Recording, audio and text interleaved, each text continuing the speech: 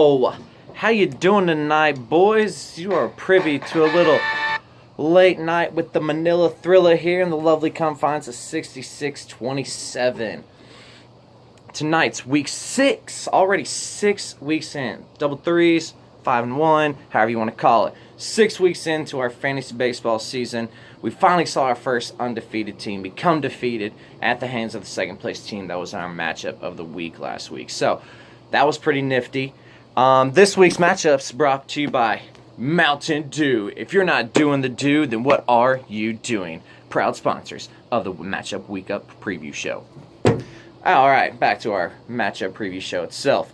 Last week, we saw Thrillers go 2-4 in his previews, which pretty much indicate as everything as seen in the Morning Cup of Joe predictions are nothing but lips flapping, and other than that, pretty much meaningless. Because I gotta say, on the year, my record is looking at 6-38, just like most of my hits per at bats have been this season. But anyways. No, we saw 4 trades this week. We're going to get into those a little bit later in the show, but that's the most trades we've seen in a week going on in a while here. We're going to talk about the matchups, and we've got a new player to introduce to the league tonight in Thrill's new week matchup segment, I guess we could call it here. Better get to know a league mate. We'll go ahead this week. We'll go ahead and jump right in, if you will, after touching on last week. Like I said, this week we're looking at some teams that are 4-1-1, if I'm not mistaken, in Benson. 4-1 with Benson Harbor, 3-1-1 with Strokeswood, 0-5 for Long Ballers, Chuck Nasty, myself, 2-3, Anthony Matthews, 2-3, Al Avila, 2-3, B Green, 3-2, Pup, I believe he's 3-1, 4-1. Pup, let me not discredit you here real quick. I can pull that up, but I want to say you're 3-1 right now. You son of a bitch. And T-Ball looking at 1-4. So a lot of jockeying for position. We see the top 3 teams are running away with their divisions in 2 of them right now. It's Goldie Eye and Flying Dreidels are pretty much owned by Kananga and Strokeswood. They'd have to lose 2 straight just for anybody to be tied with them. But let's go ahead and jump into our preview. And our first matchup this week features the first place Pup versus the 8th place Al Avila. Al Avila put on a hell of a run last week. He almost pulled it off against the B Green shit-out Sunday. 12-9. I did not expect it to be anywhere that close, but with B Green's team on the weekends, apparently you never really know. Al Avila has put in with a lot of fire this year, bringing it on the Smack Talk board, bringing it with his player ads. He's at 19, which is not last in the league, so good job there, Al. And you're playing competitive each week. You haven't been blown out. I know in a couple of your wins you've squeaked by, and a couple of your losses you barely squeaked by. So right now you're playing pretty steady. B Green, on the other hand, has only been undone a couple times this year, and I don't expect him to be undone this week, Al. I'm going to pick against you for the 12th straight week, even though our season is 5 weeks long. I think the B Ryan Express is going to cruise this week to 4-2. And, excuse me, you guys aren't even playing. I was looking at last week. My mistake. You're playing Pup this week. Well, Pup, same difference. Pup, I believe, is going to... Sorry about that, boys and girls. Let me talk about Pup for a second. Cody Nobes. Been pretty consistent this year. He made one deal that I really recall earlier in the year, kind of hanging steady. Other than that, Kyle Schwarber on his team really solidifying his outfield. He's got some decent pitchers going on.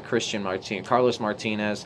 I'm sounding like Joe Buck here with mispronunciations. Freddie Freeman has been everything that every Atlanta Brave would want to know. He did deal former Oakland Athletic this week, if I might add. We're going to call this a throwback because we're looking at none other than Big JD, Josh Donaldson here, folks. So, Josh Donaldson, throwback Athletics. Swapped him out earlier this year, but we're not going to hold that against you. I like your staff, James Paxton. He was a throw-in earlier this year in a trade, but he's been throwing up Ks. I just think that Al Avila is going down this week. So, Al, you're going to lose to Pup. Pup's going to go to 4-1-1. And he's going to hang tight this week in the first place.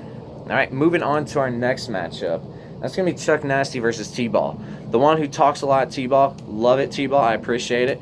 Smack Talk board, never going dull. I'm sitting in class, teaching or anything. Maybe just sitting on my ass this time of year. And phone vibrating. What's going on? I don't know. Austin. A little Smack Talk. So a little message board fodder. Always enjoy that, which always gets a couple people riled up around these parts. Going against Chuck Nasty's mullet. Chuck Nasty, I really thought you were going to win last week, even though I predicted you to, as I predicted you to, in fact. But you couldn't come through. You're sitting at 2-3 in 9th place, under 500. I was expecting Ben to do some draft piece on you or something in the near future I thought was coming out, if I recall correctly. I could be mistaken. I don't I'm not really sure if I read that or if it was just a figment of my imagination. You're going against T-Ball, and T-Ball has been hit or miss this year, and predominantly miss. Swings trades all the time. Love it. I'm clearly Trader Will. Got to enjoy that. But this week, you're going to win, T-Ball. I'm calling it right now. You're going to beat Chuck Nasty. I think he's going to fall to 2-4. You're going to go to 2-4 as well. And D-Harb's really going to probably need to self-evaluate just a tad bit there. Just because I know Ben said 6 weeks in, I don't look at it till Memorial Day. But some people, how's their mind really thinking? How is their mind really thinking? All right, next up, we've got Rymart versus Strokeswood. When I think about Rymart and Strokeswood, I just think of Ryan sitting there. He's figuring out what he got to do. He's going to do it. Is this going to be the week he pulls out the dub? Yo, his palms are sweaty. He's on his phone. He's ready to drop who he needs. I've said it. So, but anyways, long balls, you're not going to get the win this week up. Strokeswood is definitely going to get the win. Jaycock, I'm hoping I put the curse on you by saying you're going to win. I really need you to stop winning so much. I thought this season Goldie Eye was a cake division that I was going to cruise to. Sitting this early in the season has not been the case.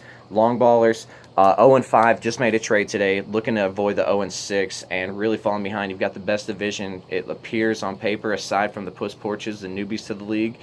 And if you don't start winning, it's going to be real tough sledding. So, long ballers, you're not going to win, though. It's Strokeswood all day. So, Strokeswood, congratulations. You're going to go to 4-1-1, maintain your hold on first place in the Goldie Eye division.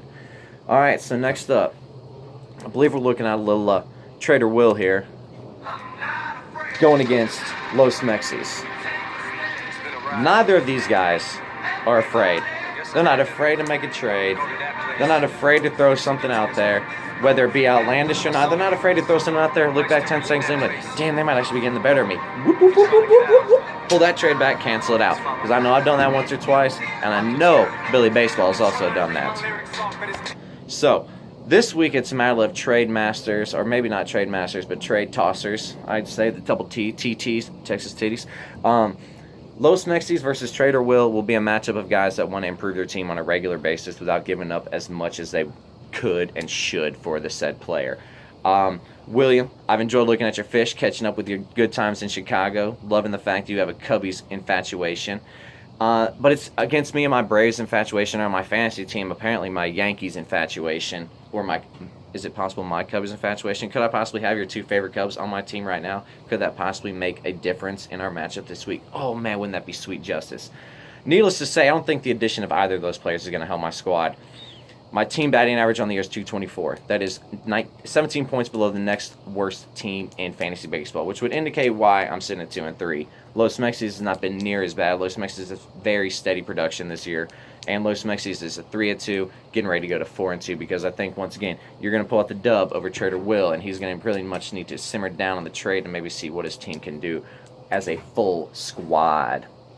All right, next up, we've got the B. Ryan Express versus Dr. Kananga. Dr. Kananga, he's been very good this year. Kamish, not used to seeing him jump out to such a hot start. Usually he teeters and totters around 500 to start the season before making it to the playoffs as a 4 to 6 seed, sometimes a 3. Used to be known as a regular season champ, though, so maybe he's harkening back to those golden era days. Going against Big Ryan Express, the all-shucks special, if you will, he started doing that. He only talks when he's got a commanding lead and can't possibly cough it up, or when it's Monday and he's down 12-1, thinking that he's already going to lose. But I love that about B. Green. Always on the chatterboard. Him and Austin keep it alive. I enjoyed that about them. B. Ryan, even though he may hate me and say hashtag fuck Will all the time, still my hashtag golf buddy, hashtag RTJ. B. Ryan is not afraid to mix it up on the message board. Benson Harbor, I think a few of us have seen the true Bedell come out in him recently in the Cup of Joe. For those new to the league, these are the true Dr. Kananga colors. He's not a nice, I'm a commish, I'm going to cut you some slack, I'm a funny guy. No, he's secretly an asshole. And by secretly, I mean overtly, outwardly an asshole. And he will show over and over again why people in the league have grown to call him Bedell for his dictatorial ways. But those dictatorial ways are going to still lead him to a dub this week. He's going to go to 5-1. B. Ryan Express is going to fall to 3-3, fall behind, pick up the pace in his division. Kananga with his Corey Kluber, even though Jacob deGrom's hurt, having Kluber there is going to help steady with all your relief pitchers. Your offense has been up, down. The week you lost, your offense was shit. This week it was just good enough it managed to be. So I think it's going to continue to be just good enough to beat the B. Ryan Express. So Dr. Kananga, you're picking up the dub there. Last but not least, we've got free Bill Cosby. Free him. He didn't definitely drug and rape and molest all those women. Definitely couldn't be. Versus Chuck's Angels. Or is that Chuck Nasty? I might have messed this. No, it's Chuck's Angels. I got to check on my abbreviations, guys. I truly apologize. This off the cuff humor / unpreparedness is really starting to show through in this video. But anyways, Chuck's Angels, he's been nothing but a steady Eddie. I know I know Bedell called him out of the Cup of Joe for not commenting, but I don't have a problem with it right now. Charlie's Angels, it's 6 weeks into getting to knowing some guys.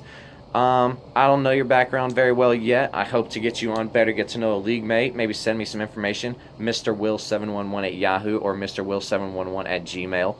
Send me some info about you. I'll put you on here in the Better Get to Know a League Mate. Maybe send a pic. Steve from Gainesville, true Gator fan, being in Gainesville, they're going to be great this year. Maybe they're going to get hashtag transfer quarterback Joe Burrow. Your team's 4-1. I thought you were going to tie last week to Long Ballers. At some point in time, I actually thought you were going to lose, but you pulled out the victory. And this week, I think you're going to pull out another victory against Free Bill. His pitching was great last week. Max Scherzer didn't even get through 6 2/3 innings and had 15 strikeouts. That's unfathomable in my mind, but it was against the Phillies lineup, so Gabe Kapler, he probably managed his way around that one pretty well.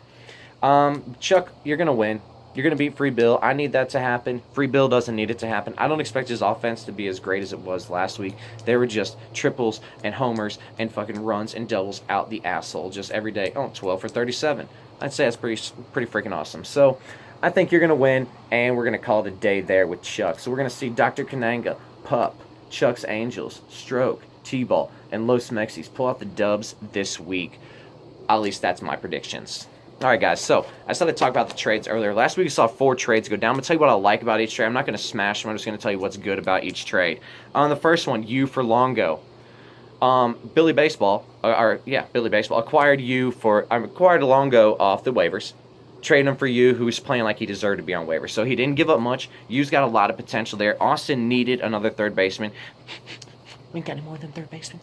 I saw the meme. I loved it. That's why I liked it for both teams there. Got to get what you need. Next trade, Sano for Lamb. Honestly, didn't really understand the trade. Sano, you know what you're going to get from him. Homers, strikeouts. Lamb, you know what you're going to get from him. Homers, strikeouts, injury list. He'll probably do a little bit more in between, get your hopes up, and then crush him like he does each year towards the playoff run. The next trade, Bellinger and Barraclough for Roark and Gray. Got some needed offense, possibly for the squad known as Trader Will, and got another reliever that has a high K per 9. On the other hand, gave up Roark and Gray, 2 proven starters, but clearly he's got a different plan than what the rest of us think. I don't really know giving up pitching like that. Next, we saw another trade involving Trader Will going with Bueller and Bryant for a little Andujar and Spring the Ding there. Gave up Spring the Ding, more power but more strikeouts for Chris Bryant, the more cerebral hitter right about now. And Walker Bueller, who's got the upside to be a really great pitcher, carry on that Clayton Kershaw lineage, filling in for him even while he's hurt. Giving up Springer hurt, giving up Miguel Andujar, really good third base prospect. He's been up and down this year, but he's been, that's what you expect out of young players. So I think that's going to work out well for Reimar. He's making a trade, shutting hashtag Bedell up. And then Bueller's going to help Trader Will's pitching staff maybe actually do something other than fall apart sideways. So that's what we got here. That's going to kill it for trades last week. That's going to kill it for our matchups. And what we're going to do now, we're going to introduce a league mate tonight, folks. All right, so there's a couple people we need to get to know in the league, and one of them is Reimar. I got to say, for anybody that does not know Reimar, a.k.a. Long Ballers, let me introduce you to him. Bam. That is the one and only Reimar. I don't know how long ago that is, because that beard he has now is quite phenomenal. Think a mixture of Duck Dynasty and Braun Strowman. Quite a manly, beastly depiction right there. But right there, looking like Eminem. That's crazy that it went along with our music tonight. But Reimar, let me tell you a little bit about Reimar, guys. Reimar, huge UGA Bulldog fan. Hypes them up even when they're shitty, so I applaud him even when they're good. He still talks shit, backs it up to Anthony. Great beard, as I mentioned earlier. Enjoy some tasty brews. The man's been known to come over, bring his own brews. Not always a name brand. Might be a little craft beer of some kind. Might be a light beer. You never know. It's always going to be delicious. He's always going to toss me. I'm like, hey, man, you want a beer? Want a beer? Love that about him. In terms of fantasy, I got to say, better footballer than baseballer, and I believe he'll be the first to admit it. He's been a league champion amongst us before, and he's also had the opportunity to make the playoffs and really been a force to be reckoned with in those leagues. So in football, that man is no joke. Reimar, super great dude. Wife's a teacher. His job, I'm going to say for him, probably pretty fucking boring. But in this picture, it looks like he's about to go hit up the club, maybe trying to look stylish for a tender picture, pre-wife. I don't know, maybe, hopefully not post-wife, that's for sure. So that's Better Gets a Little League Mate with Reimar, a.k.a. Long Ballers, a.k.a. super cool dude. So that's going to do it for the matchup preview. I know the video is going to be sideways and then up and down. I apologize in advance for that, guys. Or actually, you've already seen the video now, so I apologize in postponement, my gentlemen friends. That's going to do it for the matchup show. Take it easy. I will see you boys next week, hopefully with another W under my belt.